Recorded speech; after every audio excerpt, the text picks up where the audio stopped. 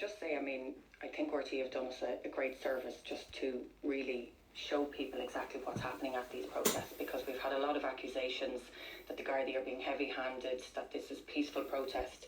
This was vile, disgusting, aggressive behaviour against our Gardaí. Are you happy with the way that the protest at Coolock was policed?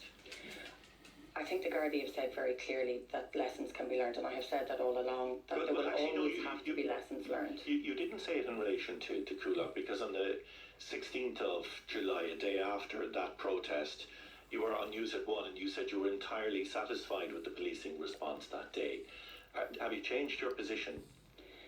I think the Gardaí brought that under control very quickly, so yes, I'm satisfied with the response. At the same time, I have always said that there could be lessons learned, and when you look back and in hindsight, and the Commissioner not just said it this week after the footage was shown on prime time, he said it 2 months ago at a public authority policing meeting where he said we need to learn lessons and we could have done things better. So I will always support that, but my job is to make sure that they have what they need in responding to these type of incidents.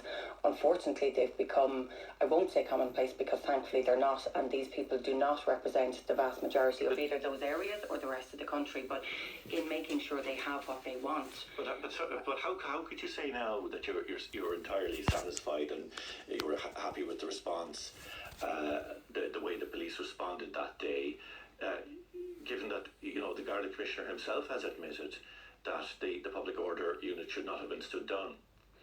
They've said themselves they could have done things better, but I mean, I understand, and I've spoken to the people who are managing and responsible for these situations. It's a very dynamic and it's a very challenging environment, and every person there did exactly what they thought at the time was appropriate, and I think they did everything that they felt was appropriate. But in hindsight, of course, if things can be done better, and I fully accept that, that is a decision for them, but I have to say your this, responsibility is to resource them.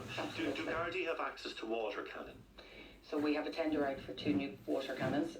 It's not something that we have really required before now, and that work happened immediately after what we saw in Dublin in November, and that will hopefully... well, I hope early in the new year. We do have access to the water cannon in Northern Ireland if it's something that we need in the interim, but this has been moved along as quickly as possible. Separate to that, after last November, I made sure, working with the Garda Commissioner, that the rollout of body cameras was accelerated as quickly as possible. So we now have body cameras on Gardaí, some of which were used for the protests in Coolock.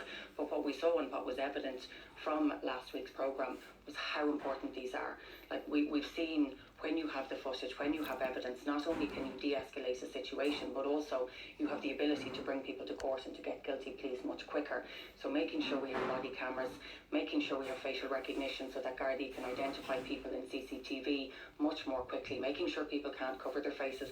All of this is being progressed and underway or already in place, as well as new equipment, new technology, new public order vans, making sure people are trained, and of course making sure we have many Gardaí as possible. That's all the work that I'm doing to make sure that they can respond as effectively as possible. All right, before I let you go, Minister, can I ask you about reports today that the National Children's Hospital